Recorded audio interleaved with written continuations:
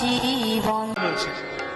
নৈষাং মতিস্তাবদুরুক্রমাংহ্রিং স্পৃশত্যনর্থাপদমো যদর্থ মহীয়সাং পাদরজোভিষেকং নিষ্কিঞ্চনানা ন বৃণীত ইয়াবৎ।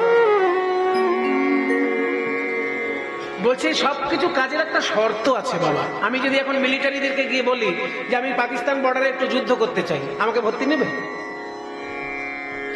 বলুন তো, ভর্তি নেবে? তখন তারা কি বলবে? আরে মশাই, আপনি 10খানা ইট পিঠে বেঁধে আগে 10 কিলোমিটার দৌড়ে আসুন। যদি 10টা ইট পিঠে বেঁধে 10 কিলোমিটার দৌড়ে আসতে পারেন, তবে জানবো আমাদের কাজে আপনার খানিকটা হলেও যোগ্যতা আছে। আর তারা নেচে নেচে গান করবে, আর ওদিকে হলো পাকিস্তানের বর্ডারে গিয়ে যুদ্ধ। যোগ্যতা চাই, যে কোনো কাজের একটা নিজস্ব যোগ্যতা আছে। আমার কাছে যদি কেউ হঠাৎ এসে বলে একটু কীর্তন শিখিয়ে দিন, তো আমার কীর্তন শিখতে খুব ভালো লাগে, তাহলে কীর্তন শিখিয়ে দিন। আমি তাকে বলবো হ্যাঁ ভাই এক্ষুনি দিচ্ছি শিখিয়ে। সে যদি জিন্সের প্যান্ট পরে থাকে আর একটা কালো চশমা চোখে থাকে আর একটা টি শার্ট পরে থাকে, আমি তাকে বলবো কীর্তন শিখিয়ে দেবো এক্ষুনি? বলে আগে ধুতি পরা শেখো। কীর্তন শেখার আগে ধুতিটা পরা শেখো, কারণ কীর্তন গাইতে গিয়ে যখন নাচবে ধুতিটা যদি খুলে যায় তখন তোমার সর্বনাশে কাণ্ড হবে। আগে ধুতি পরা শেখো ভাই, তারপর কীর্তন শিখো। যে কোনো কাজের একটা শর্তাবলী আছে।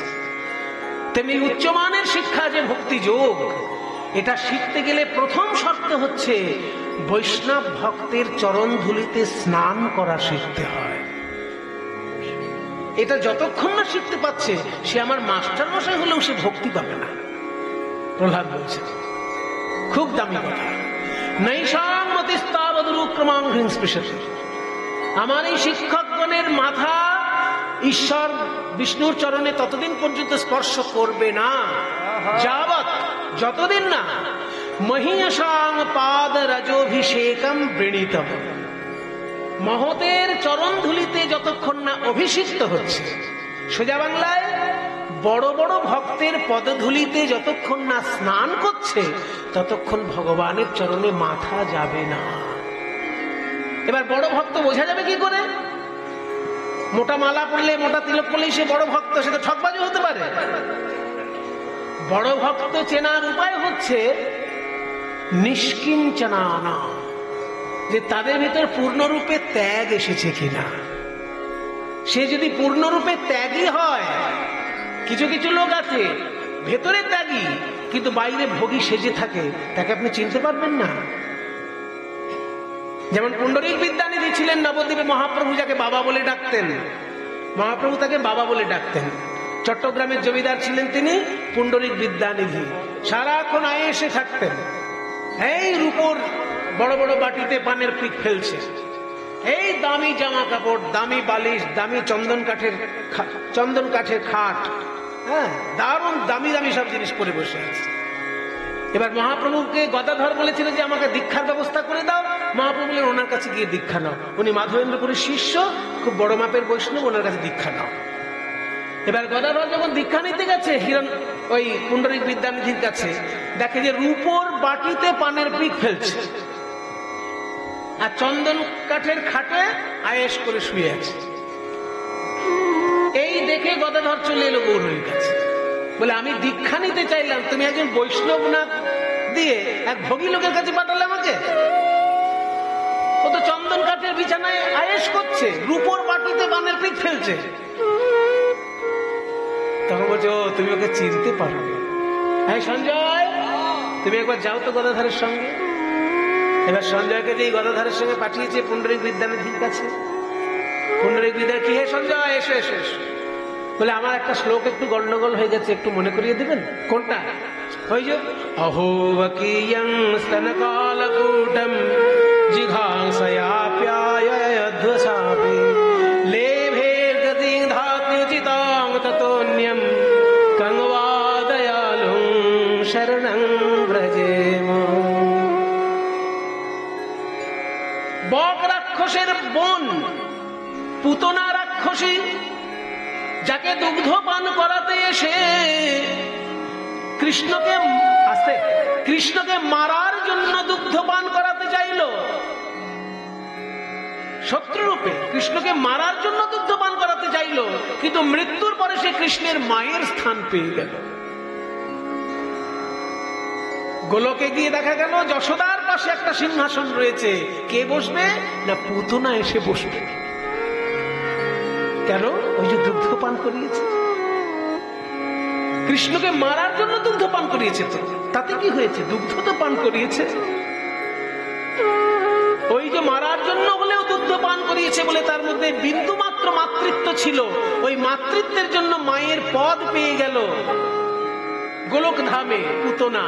এত করুণাময় কৃষ্ণ ভগবান ছাড়া আর কোন ভগবানের আমি শরণাপন্ন? এই শ্লোক যখনই উচ্চারণ করেছে পুণ্ডরীক বিদ্যানিধি ওই খাট থেকে লাফ দিয়ে পড়লেন মাটিতে। হা কৃষ্ণ প্রাণ কৃষ্ণ, হা কৃষ্ণ কৃষ্ণ কৃষ্ণ কৃষ্ণ বলে পাগলের মতো করতে করতে নিজের জামা কাপড় ছিঁড়ে ওই মাটিতে গড়াগড়ি দিচ্ছেন, আর মুখ চোখ দিয়ে অনর্গল অশ্রুধারায় ভেসে যাচ্ছে সর্ব অঙ্গ। পাগলের মতো করতে লাগলেন কৃষ্ণ। এই ভিতরের ভক্তিটা বাইরে বেরিয়ে এসেছে।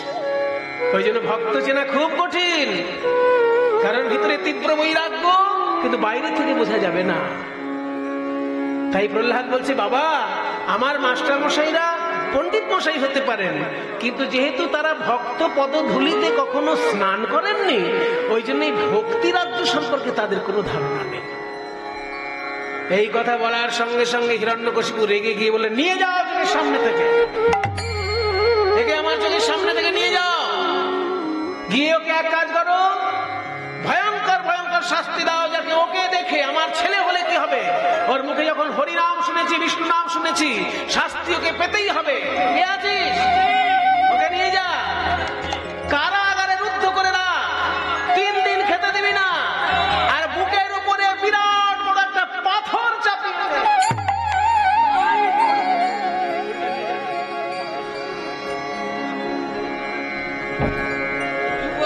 এই পাথরটা নে, পাথরটা নিয়ে গিয়ে ওর বুকের উপর চাপা।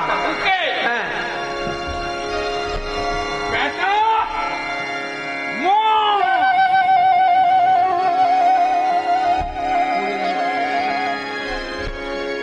প্রহ্লাদের বুকের উপর চাপিয়ে দিল পাথর। কিন্তু প্রহ্লাদ কি দেখলো জানেন? প্রহ্লাদ দেখতে পেল স্বয়ং বিষ্ণু সেই পাথরটি হাতে করে ধরে আছে। কেন ধরবে না? গিরি গোবর্ধন পর্বত যদি ভগবান 7 দিন ধরে তুলে রাখতে পারেন, আজকে প্রহ্লাদকে রক্ষা করার জন্য ওই পাথরটি তিনি তুলে ধরবেন না? ওই জন্য যারা প্রহরী তারা পাথরটা চাপছে, ভাবছে প্রহ্লাদ এই বুঝি মরে যাবে, কিন্তু প্রহ্লাদ দেখছে স্বয়ং বিষ্ণু পাথরটি ধরে আছে, হাসি মুখে কৃষ্ণ নাম করছে। মোহন মুরলী রাঙা করে ধর, হে প্রাণ গোবিন্দ জয় দামোদর। মোহন মুরলী রাঙা করে ধর, হে প্রাণ গোবিন্দ জয় দামোদর। প্রেম অনুরাগ কর গোয়া মারে, প্রেম অনুরাগী কর গোয়া মারে। প্রেম অনুরাগ কর গোয়া মারে। প্রেম অনুরাগী কর গোয়া মারে। প্রেময়তি নিরূপম বেদনাহারি জয় শ্রী মুরারি। নমো নমো প্রভু, নমো নমো। বেদনাহারি জয় হে কৃষ্ণ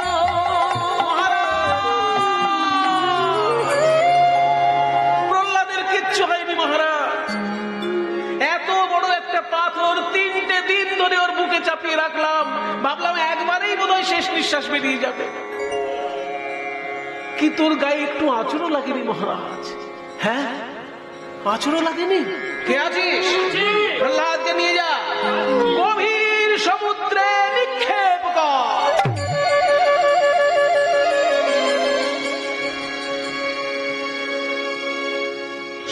সমুদ্রের উপর জাহাজে করে নিয়ে গিয়ে গভীর সমুদ্রে প্রহ্লাদকে নিক্ষেপ করলেন এবং হাতে পায়ে বেঁধে, যাতে সাঁতার কেটে চলে যেতে না পারে, হাতে পায়ে বেঁধে যখন গভীর সমুদ্রে নিক্ষেপ করেছে, দেখছে সাক্ষাৎ মা গঙ্গা এসে দাঁড়িয়েছে। কে আপনি? আমি হলাম গঙ্গা। গঙ্গা? কিন্তু আমাকে তো সমুদ্রে ফেলেছে। গঙ্গার জল কোথায় এসে মিশে বাবা? হিমালয় থেকে উৎপন্ন হয় আর সমুদ্রেই তো এসে মেশে। তাই আমি তোমার মতো ভক্তকে পেয়ে দেখতে এলাম যে কৃষ্ণকে তুমি এত ভালোবাসো, নারায়ণকে তুমি এত ভালোবাসো যে তোমাকে জলের মধ্যে ফেলে দিয়েছে, তবু তুমি কৃষ্ণ নাম ছাড়োনি। তুমি আমার কোলে এসে বসো বাবা। পদ্মনালে আনি প্রহ্লাদে বদনেতে দিল, পদ্মনালানি প্রহ্লাদের বদনে দিল, পদ্মনালানি প্রহ্লাদের বদনে দিল। পদ্মনাল এনে প্রহ্লাদের বদনে যেই দিয়েছে, সেই পদ্মনালের মধ্যে থেকে শ্বাস প্রশ্বাস চলছে প্রহ্লাদের। আর প্রেমানন্দে প্রহ্লাদ হরি কীর্তন করিল, প্রেমানন্দে প্রহ্লাদ হরি কীর্তন করিল। যারে রাখে হরি কে বা মানে, রাখে হরি কে বাবার, যারে রাখে হরি কে বা মানে, যারে রাখে হরি কে বাবার, যারে মারে হরি কে বা রাখে, যারে রাখে হরি কে বা মানে, যারে মারে হরি কে বারাখে, রাখে হরি কে বাবারে, মারে হরি কে বারাখে, রাখে হরি কে বাবারে, মারে হরি কে বারাখে, মারে রাখে হরি কে বাবারে। প্রহ্লাদের মুখে দিল পদ্মনাল, পদ্মনালের মধ্যে দিয়ে শ্বাস প্রশ্বাস নিচ্ছে প্রহ্লাদ। গভীর জলেও দিনের পর দিন রইল, মৃত্যু হলো না। শেষ দিন যখন ভেসে উঠেছে, আবার রক্ষীগণ নিয়ে গেল, মহারাজ এ ছেলে তো জলের মধ্যেও মরল না, তাহলে কি করা যায়? দাঁড়াও, ওর মাকে ডাকে। কয়াধু, বলুন মহারাজ। তোমাকে একটা গুরু দায়িত্ব নিতে হবে। বলুন মহারাজ। আমি আপনার ধর্মপত্নী, আপনার আদেশ আমি পালন করব, কিন্তু যে আদেশ বলবো সে আদেশ শুনলেই কিন্তু তোমার চোখে জল আসবে কয়াধু।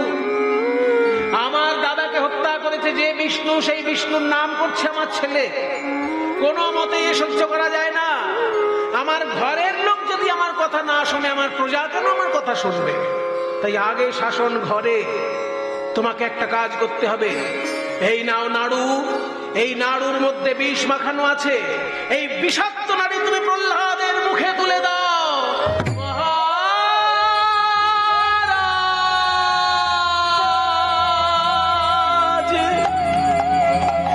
না না, বলো না,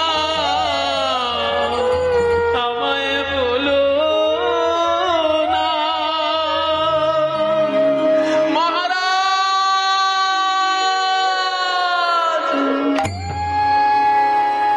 আমি যে প্রহ্লাদের মা, আমি ওকে আমার পেটে ধরেছি, কি করে ওর মুখে আমি বিষ তুলে দেব? মহারাজ, আমার আদেশ তোমায় পালন করতেই হবে। কয়াধু, আদেশ? পুত্র হত্যার আদেশ, মাকে দিয়ে সন্তান হত্যা করার আদেশ। আপনি না ধর্ম শাস্ত্র পড়েছেন? আপনিও তো শুক্রাচার্যের ছাত্র। ধর্ম, অর্থ, কাম, ত্রিবর্ণ শাস্ত্র আপনি অধ্যয়ন করেছেন। আপনি কি করে বলছেন একজন মা সন্তানের মুখে বিষ তুলে দেবে? তবুও যদি বলে রাখেন আপনি আমার স্বামী, আদেশ আমি পালন করব। কিন্তু আমিও আজ থেকে বিষ্ণুর চরণে শরণাপন্ন হলাম। হে ভগবান, মা হয়ে যে সন্তানের মুখে আমাকে বিষ তুলে দিতে হবে। দেখো ঠাকুর, শাস্ত্রে সাধুগণ বলেন যে হরি নাম নাকি অমৃত, এক কথায় তারা বলেন নামামৃত। তাহলে হরি নাম যদি অমৃত হয়, আমার ছেলে যখন এই লাড্ডু মুখে দেবে, এই নাড়ু যখন সে মুখে দেবে, তার মুখের হরি নামের অমৃতে এই লাড্ডুর অমৃতময় যেন হয়ে যায় ভগবান।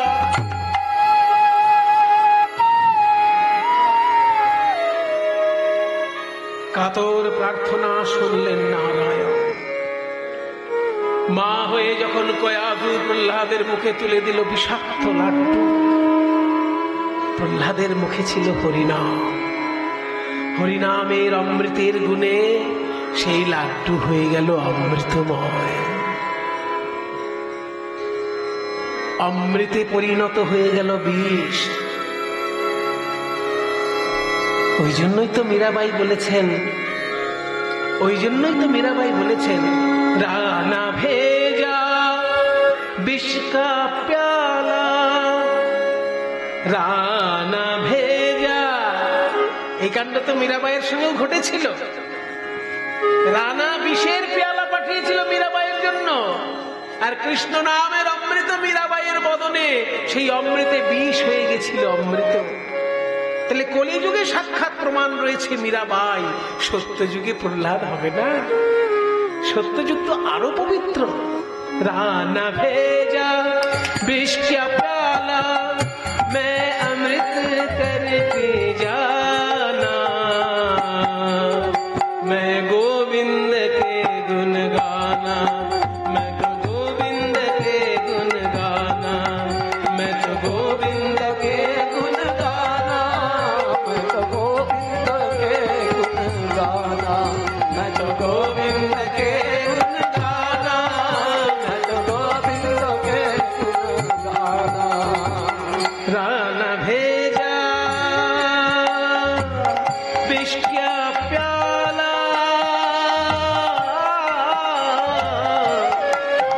मैं तो अमृत कर पी जाना, मैं तो गोविंद के गुण गाना, मैं तो गोविंद के गुण गाना, मैं तो गोविंद के गुण गोविंद गुण गाना, गोविंद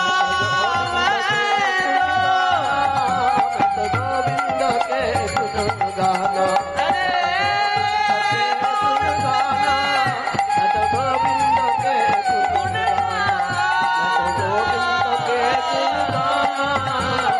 गोविंद के गुण गाना, मैं तो गोविंद के गुण गाना, मैं तो गोविंद के गुण गाना। প্রহ্লাদের বিষ ভরা লাড্ডু হয়ে গেল অমৃত। প্রহ্লাদ আবার বেঁচে গেছে। ছেলে এখনো মরেনি। কে আছিস? আমার এই ছেলেকে নিয়ে যা পর্বত শৃঙ্গে, পাহাড়ের উপর থেকে ধাক্কা দিয়ে ফেলে দে ছেলেকে। হে ভক্তগণ, আমার সৌভাগ্য হয়েছে, যে পাহাড়ের উপর দিয়ে প্রহ্লাদকে ফেলে দেওয়া হয়েছিল সেই পাহাড়টা আমি দর্শন করে এসেছি। আমাদের ভারতবর্ষের সাধক সাধিকাদের কথা গাঁজাখুরি নয়, যাদের জীবনে আধ্যাত্মিক সংস্পর্শ কখনো আসেনি, তাদের দুর্ভাগ্য যে ভারতের মতন পবিত্র ভূমিতে জন্ম নিয়েও তারা মহাপুরুষদের জীবন সম্পর্কে কোনো ধারণাই পেল না। আমি দেখে এসেছি সেই পাহাড়, আপনারাও দেখে আসবেন। হাওড়া থেকে ট্রেনে উঠবেন, দক্ষিণ ভারতে যখন ট্রেনটা যাবে, সীমাচলম বলে একটা স্টেশন আছে। সীমাচলম, আসলে কথাটা হচ্ছে সিংহাচলম, মানে নৃসিংহাচলম। পুরো নাম নৃসিংহাচলম, নৃসিংহ মানে নরসিংহ, সেখান থেকে নৃটা বাদ গেছে, শুধু সিংহাচলম হয়েছে। তারপরে হটা বাদ গিয়ে এখন লোকে উচ্চারণ করে সীমাচলম। সেই পাহাড়টার উপরে প্রহ্লাদকে তুলে ফেলে দেওয়া হয়েছিল, এবং পরবর্তীকালে প্রহ্লাদ বেঁচে গেছিলেন বলে ওই পাহাড়ের উপর প্রহ্লাদ বানিয়ে দিয়েছিলেন নরসিংহের মন্দির। এখনো সেই নরসিংহ মন্দির আছে। আপনার দক্ষিণ ভারত কখনো বেড়াতে গেলে দুর্ভাগ্য, দক্ষিণ ভারতে বাঙালিরা যায় শুধু চিকিৎসার জন্য। আমার মনে হয় না তীর্থ করার জন্য কোনো বাঙালি দক্ষিণ ভারতে যায়। তবে যারা চিকিৎসা করতে যাচ্ছেন একটু চিকিৎসার সঙ্গে তীর্থ করে নেবেন, কি আছে তাতে এক্সট্রা লাভ হলো, সেটা চিকিৎসার জন্যই যান। খুব ভালো চিকিৎসার পরিকাঠামো সেদিকে, সেরকম পরিকাঠামো যদি আমাদের দেশে হয়ে যায় আমাদের যেতে হবে না। কিন্তু চিকিৎসার জন্য গিয়ে একটু এক্সট্রা সময় লাগবেন। যদি দেখেন যে না মনটা ভালো আছে, 2-3টে দিন আশেপাশের মহাতীর্থগুলো ঘুরে আসবেন। কারণ এমন বড় বড় সাধক দক্ষিণ ভারতে জন্মগ্রহণ করেছেন, চিন্তা করা যাবে না। ভারতবর্ষের বৈষ্ণব ধর্মের 4টি হচ্ছে সম্প্রদায়, আর 4টি সম্প্রদায়ের যারা প্রধান আচার্য 4 জনেরই জন্মস্থান দক্ষিণ ভারত। 4 জন প্রধান বৈষ্ণব আচার্যেরই জন্মস্থান দক্ষিণ ভারত। সেই জন্য দক্ষিণ ভারত শুধু চিকিৎসার জন্য যাবেন না, অবশ্যই চিকিৎসার জন্য যাবেন, কিন্তু তীর্থযাত্রাটাও আলাদা করে রাখবেন বা চিকিৎসার সঙ্গেই রেখে দেবেন। তাহলে 1 ঢিলে 2 পাখি হয়ে যাবে। আমার সৌভাগ্য হয়েছে বেশ কিছু তীর্থ দর্শনের, তার মধ্যে নৃসিংহাচলম, যেখান থেকে প্রহ্লাদকে ধাক্কা দিয়ে ফেলে দেওয়া হয়েছিল, সেখানে এখন নরসিংহের মন্দির আছে। এবং চৈতন্য মহাপ্রভু যখন দক্ষিণ ভারতে যান তখন ওই মন্দিরে তিনি প্রণাম করেছেন, তার পদচিহ্ন সেইখানে পুজো করা হয়। মহাপ্রভু চৈতন্যদেবের পদচিহ্ন ওখানে পুজো করা হয়। ভক্তি সিদ্ধান্ত সরস্বতী প্রতিষ্ঠা করেছিলেন, সেই জন্য এখন আমরা গিয়ে দেখতে পাই মহাপ্রভুর পদচিহ্ন। ওইখানে মহাপ্রভু যখন গেছিলেন তখন হেঁটে উঠতে হয়েছিল পাহাড়ের উপর, কিন্তু এখন পাহাড়ের উপর বাস চলে যায়। পাহাড়ের গোড়ায় গিয়ে সাধারণ বাস থেমে যায়, তবে পাহাড়ি বাস আলাদা আছে। সেই পাহাড়ের বাসে পাহাড়ের উপরে বাস নিয়ে যাবে, একদম মন্দিরের কাছাকাছি নামিয়ে দেবে। সিংহাচলম, যে পাহাড় থেকে প্রহ্লাদকে ফেলে দেওয়া হয়েছিল, সেইখানে প্রহ্লাদ পাহাড় থেকে পড়ে গেছেন, তবুও তার মৃত্যু হয়নি। স্বয়ং ভগবান তাকে রক্ষা করেছেন। এরপরে হিরণ্যকশিপু আরো ক্রোধান্বিত হয়ে গিয়ে করলেন কি, অগ্নিকুণ্ড প্রজ্বলিত করলেন। অগ্নিকুণ্ড প্রজ্বলিত করে বললেন, এই অগ্নিকুণ্ডের মধ্যে প্রহ্লাদকে ধাক্কা দিয়ে ফেলে দাও। শুধু এমনি এমনি নয়, প্রহ্লাদের সারা গায়ে ঘি মাখিয়ে দাও, যাতে জ্বলতে দেরি না হয়। এতখানি কঠোর করে ফেলেছেন হিরণ্যকশিপু নিজের প্রাণকে, যে তার বড় ছেলে প্রহ্লাদের প্রতি, সাধারণত বাবা মার বড় ছেলের প্রতি একটু টান বেশি থাকে। আমি ভেদাভেদ করাতে চাইছি না, কিন্তু তবুও হয়ে যায় সংসারে। দেখা যায় যদি 4টে ছেলে পিলে হয়, কারণ প্রথম ছেলেটাকে বেশি ভালো আর শেষটাকে বেশি ভালোবাসে, মাঝখানে গুলো তাদের তুলনায় যেন একটু কম মনে হয়। তো প্রথম ছেলেই তো প্রহ্লাদ, তারপরে তো সংঘাত, তারপরে অনুরাগ, তারপরে রাগ, 4টে ছেলে। বড় ছেলে প্রহ্লাদ, যে বংশের প্রদীপ ধরে রাখবে, তার প্রতি এত কঠোর হয়েছেন হিরণ্যকশিপু। কারণ আদর্শের পার্থক্য হয়ে যাচ্ছে। পিতা হচ্ছেন বৈষ্ণব বিদ্বেষী আর পুত্র হচ্ছে বৈষ্ণব, আদর্শের পার্থক্য হয়ে যাচ্ছে। তাই অগ্নিকুণ্ড প্রজ্বলিত করে প্রহ্লাদের সারা গায়ে ঘি মাখিয়ে দেওয়া হলো, বলল আমার আদেশ, তুমি এই অগ্নিকুণ্ডে ঝাঁপ দাও। পিতার আদেশ শুনে অগ্নিকুণ্ডে ঝাঁপ দিচ্ছেন প্রহ্লাদ। নারায়ণ নাম করে আগুনে ঝাঁপ দিল, নারায়ণ নাম করে আগুনে ঝাঁপ দিল, নারায়ণ নাম করে আগুনে ঝাঁপ দিল। অগ্নিদেব আসি তথায় প্রহ্লাদে রাখিল, ওই অগ্নিদেব আসি তথায় প্রহ্লাদে রাখিল। সবাই দেখতে পেল ওই আগুনের মধ্যে যেন একজন দেবতা খেলা করছে। প্রহ্লাদ দেখতে পেল, প্রহ্লাদ এক দেখছে, অন্য লোক অন্য দেখছে। অন্য লোক দেখছে যে আগুনের মধ্যেই যেন একটা কে নড়াচড়া করছে দেখা যাচ্ছে, আর প্রহ্লাদ দেখছে যে স্বয়ং অগ্নি দেবতা যেন হাত পেতে বসে আছে। এসো প্রহ্লাদ কোলে এসো, এসো প্রহ্লাদ কোলে এসো, কোলে বসে হরি বলো, এসো প্রহ্লাদ কোলে এসো, আমার কোলে বসে হরি বলো, প্রেমানন্দে বাহু তুলে কোলে বসে হরি বলো, প্রেমানন্দে বাহু তুলে আমার কোলে বসে হরি বলো, এসো প্রহ্লাদ কোলে এসো। অগ্নি দেবতার কোলে এসে বসলো প্রহ্লাদ। অগ্নিদেবতার দুটি চরণ বন্দনা করে প্রহ্লাদ স্তব করতে লাগলো। ওম অগ্নি মিলে পুরোহিতম। সবাই একটু হাত জোড় করুন। আমি একটু ঋগ্বেদ থেকে অগ্নির স্তব পাঠ করছি। ঋগ্বেদের প্রথম পাতাটা খুললেই যে স্তব পাবেন সেইখান থেকে আমি পাঠ করছি। হাজার হাজার বছর প্রাচীন আমাদের এই ভারতীয় সংস্কৃতি। ঋগ্বেদের প্রথম মন্ত্র থেকে আমি শুরু করছি। হাত জোড় করুন সবাই। যখন আমি বলবো অগ্নয়ে স্বাহা, তখন সবাই মিলে একটু উলুধ্বনি দেবেন। হ্যাঁ, ঋগ্বেদ থেকে আমি মন্ত্র পাঠ করছি। ওম অগ্নি মিলে পুরোহিতম যজ্ঞস্য দেবম ঋত্বিজম হোতারম রত্নধাতমম ওম অগ্নয়ে স্বাহা ইদমগ্নয়ে ওম অগ্নিঃ পূর্বেভির্ষিভির্ডিयो নূতনৈরূত सा देवा एह भक्ष्यति ओम अग्नये स्वाहा इदमग्नये ओम अग्निनारयिमश्नवत् पूषमेव दिवे दिवे यशसं वीरवत्तमम् ओम अग्नये स्वाहा इदमग्नये ओम अग्निर्होता कविक्रतुः सत्यश्चित्रश्रवस्तमः देवो देवेभिरागमात् ओम अग्नये स्वाहा इदमग्नये ओम यदङ्गदाशुषत्वम् अग्ने भद्रं करिष्यसे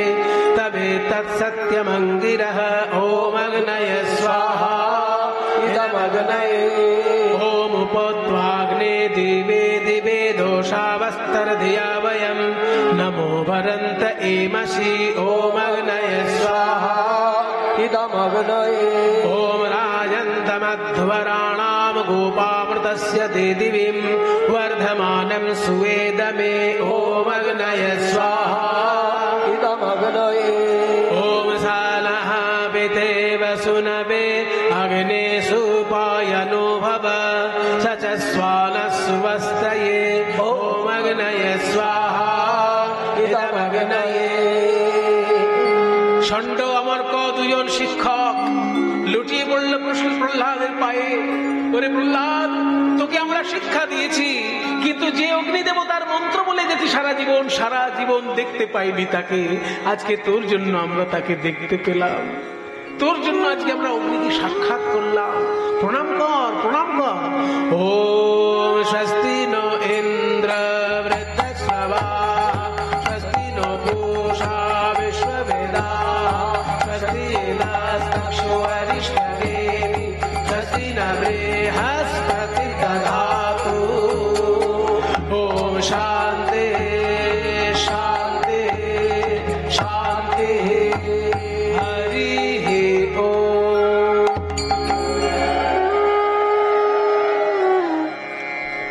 অক্ষত অবস্থায় অগ্নির ভেতর থেকে যখন বেরিয়ে এলেন প্রহ্লাদ, হিরণ্যকশিপু বললেন, খোকা, এ তোর আমি কি রূপ দেখলাম?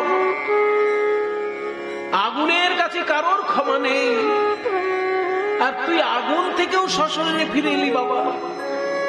কদিন আগে একদল সর্পকে পাঠিয়ে দিলাম তোর কাছে, সর্প বিষেও তোর কিছু হলো না। পাগলা হাতিতেও তোকে পদদলিত করলো না। শেষকালে অগ্নির কাছেও তুই রক্ষা পেলি বাবা। আমার কাছে আয়। তোর কাছে আমার একটাই প্রশ্ন, তোর ভগবান কোথায় আছে? কোথায় আছে? কেন মুনি ঋষির কথা তুমি শোনোনি? তারে ডাকলে নাকি পাওয়া যায়, শুনেছি কানে।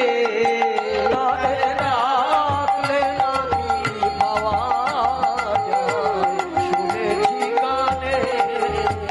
তারে ডাকার মতো ডাকলে পরে দেখা দেয় হৃদি বৃন্দাবনে। তারে ডাকার মতো ডাকলে পরে দেখা দেয় হৃদ বৃন্দাবনে। শুনেছি কানে।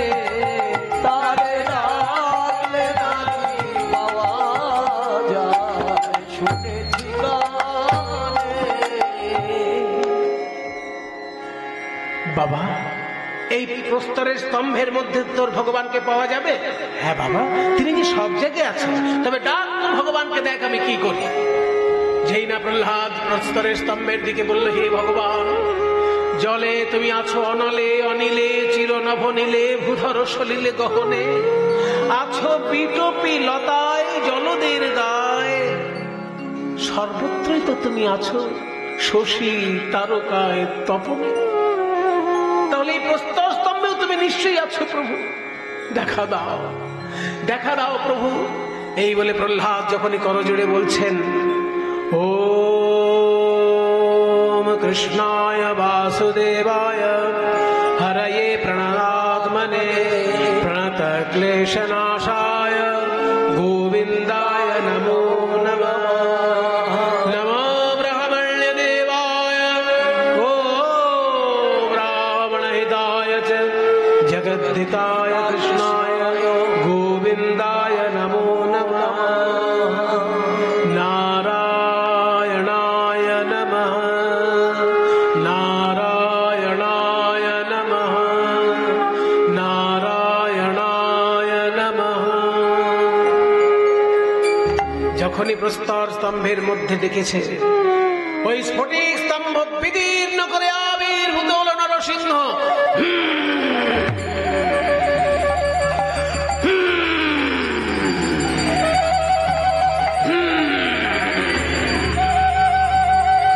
হিরণ্যকশিপুকে তুলে ধরলেন দুটি হাতে, হিরণ্যকশিপুকে নিয়ে চললেন দরজার কাছে, দরজার কাছে একটি পা তুলে ধরলেন নিজে, পায়ের উপর হিরণ্যকশিপুকে রাখলেন, রেখে দুটি হাতের নখ দিয়ে হিরণ্যকশিপুর পেট বুক বিদীর্ণ করে দিলেন। কমল বরে নখমদ্ভুত শৃঙ্গম দলিত হিরণ্য কশিপ তনুভৃঙ্গ, তব কর কমল বরে নখমদ্ভুত শৃঙ্গম দলিত হিরণ্য কশিপ তনুভৃঙ্গ, কেশবধৃত নরহরি রূপ। জয় জয় জগদীশ হরে,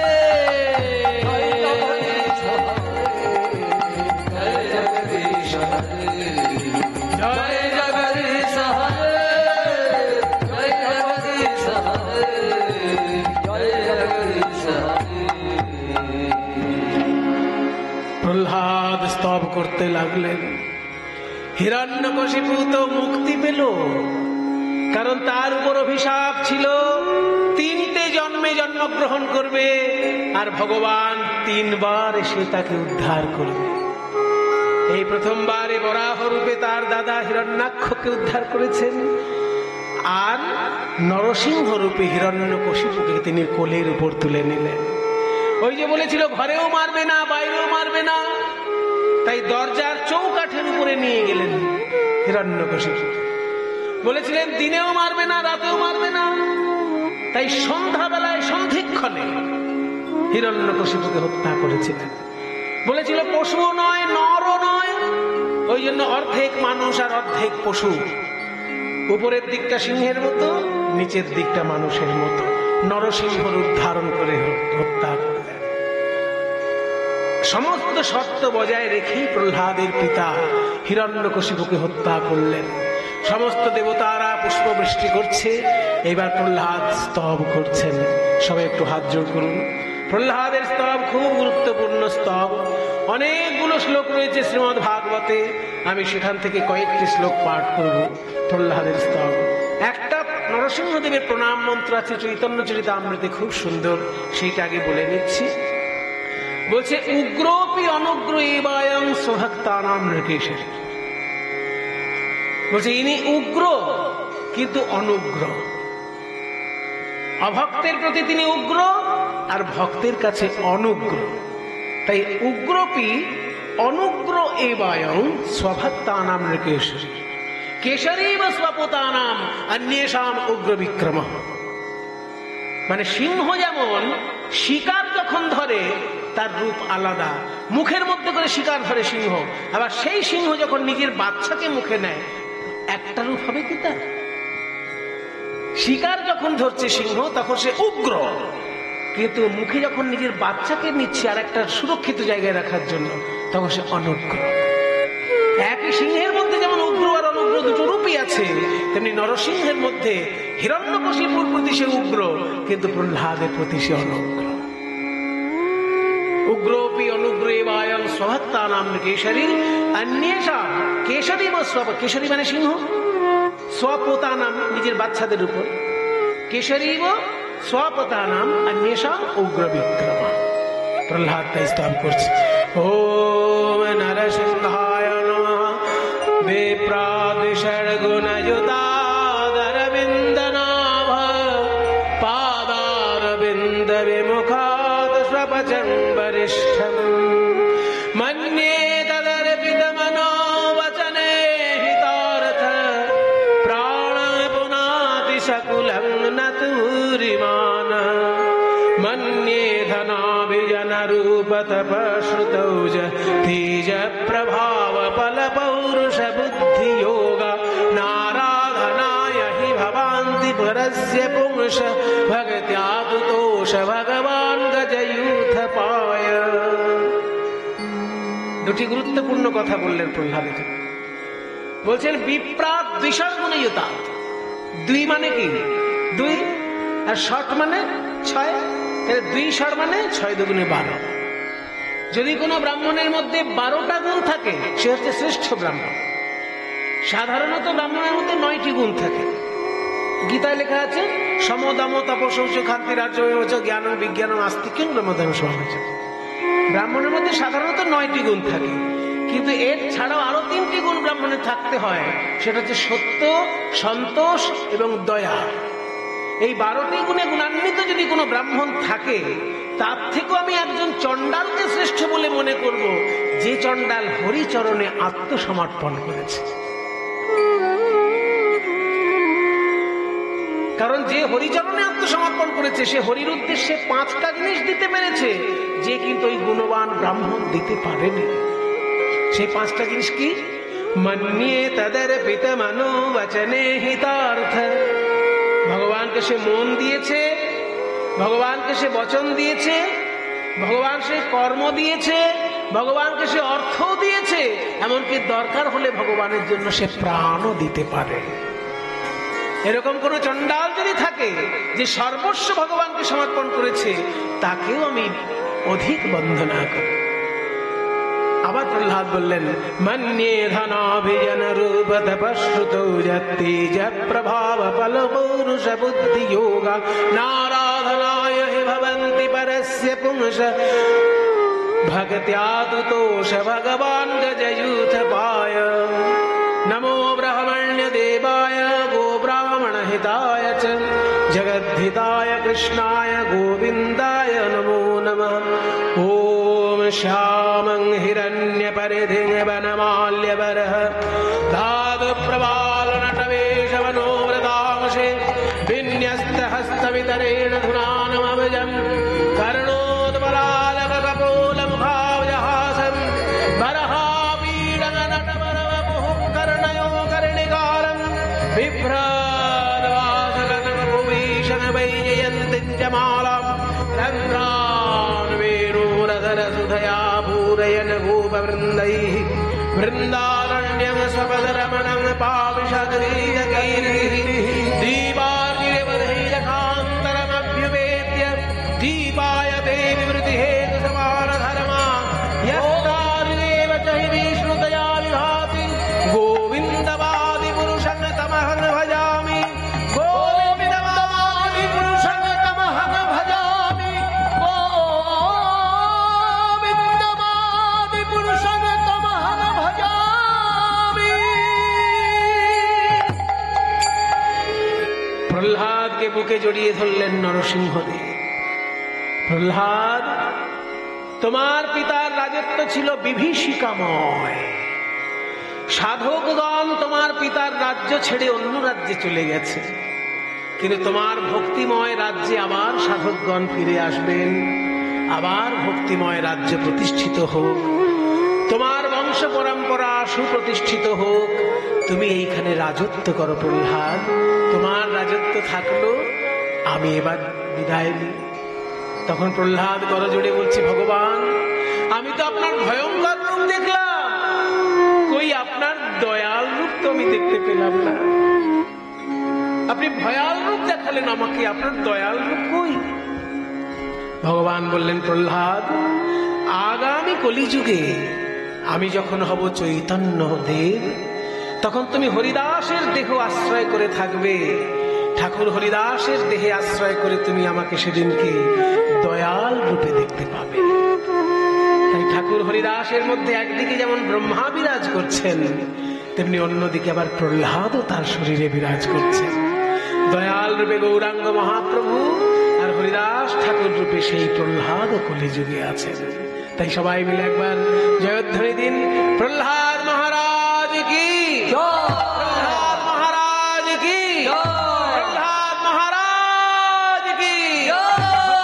ভগবানের হইল মিলন, ভক্ত আর ভগবানের হইল মিলন, ভক্ত আর ভগবানের হইল মিলন। প্রেমানন্দে হরি বলে যত ভক্তগণ, প্রেমানন্দে হরি বলে যত ভক্তগণ। ভক্ত আর ভগবানের হইল মিলন, প্রেমানন্দে হরি বল যত ভক্তগণ। হরি বল।